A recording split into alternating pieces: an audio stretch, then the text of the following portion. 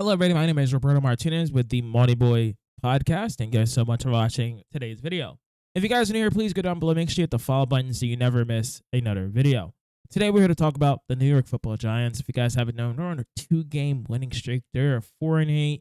They're well in the playoff position right now. And you may think I'm crazy to say this, but the Giants are 4-8 and they're in playoff position.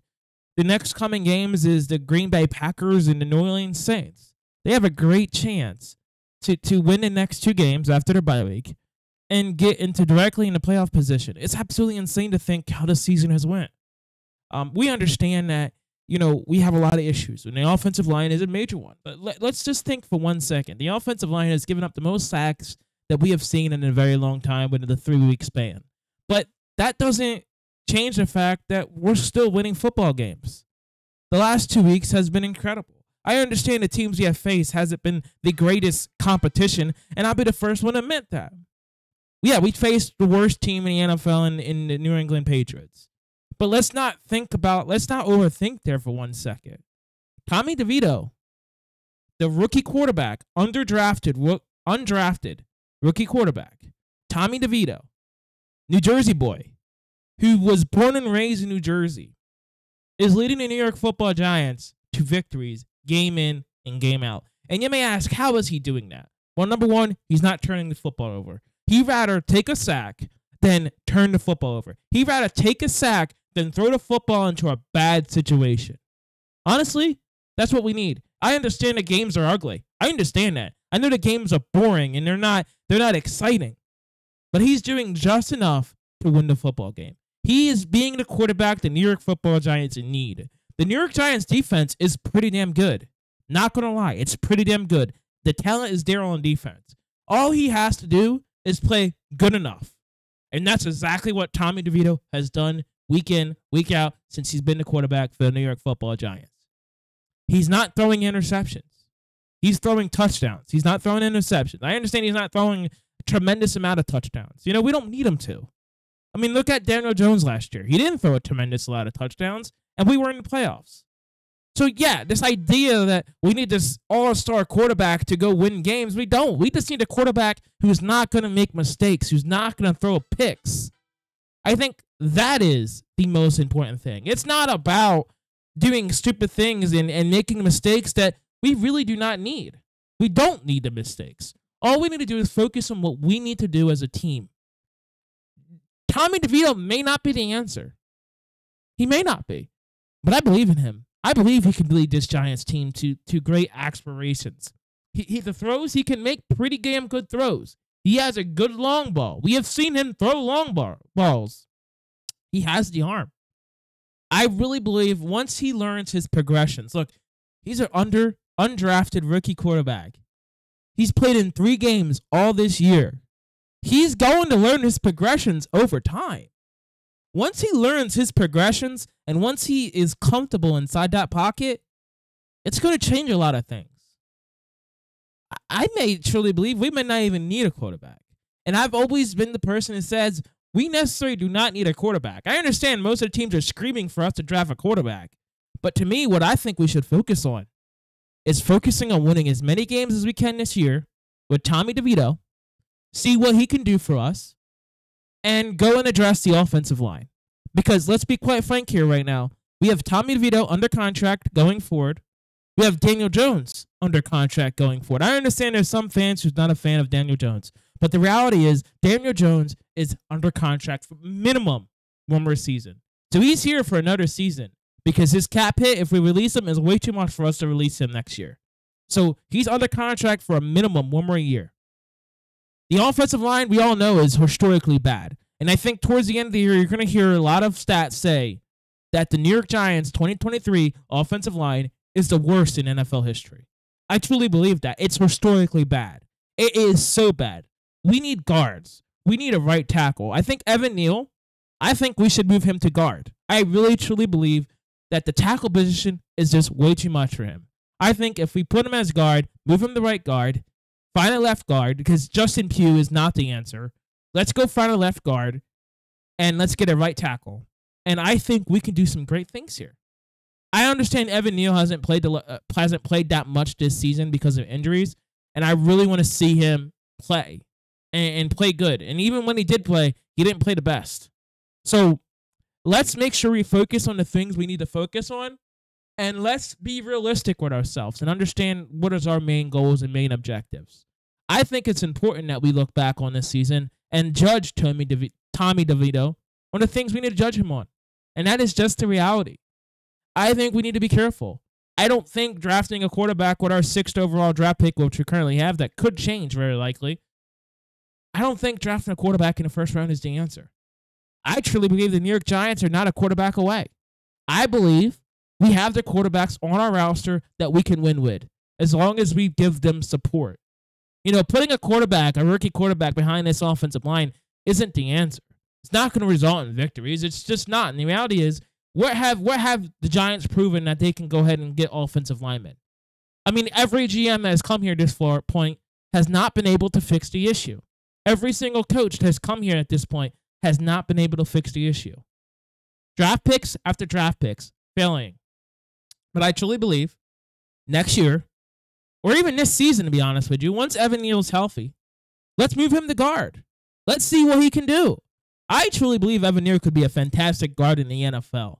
And I think it could extend his career because I think the tackle position is I think the tackle position is I think the tackle position is just too much for him. And every single day we go into this and we continue putting him in situations that is just way too much for him. I don't think Evan Neal is an NFL right tackle. I don't think Evan Neal is an NFL left tackle. I believe he can play guard, play it well, and he could potentially be a Pro Bowler there. So let's put him there. Let's put him at guard, move him to guard, find ourselves a left tackle. Not left tackle. We already have Andrew Thomas, who's absolutely legendary and one of the best in the NFL. But let's move him to right guard or left tackle. Left tackle again. Left guard or right guard. But let's go ahead and do that. And I understand I may get tongue twisted. I may do all this stuff because I don't have no script doing these things, okay? I'm literally just going as I go, and I'm talking as I go. There's no pre-planned script for these videos. So if you hear me and I'm talking well, it's because I'm processing things as I talk. And so I love about my talent there. I could talk about things, know the subject I'm going to be talking about, and not even have a script for it. And it's just great. I love doing that because it saves time. It saves energy. And really, it's a great thing about podcasts. You could do however you want to do it. I do these things with no scripts, no pre-planning.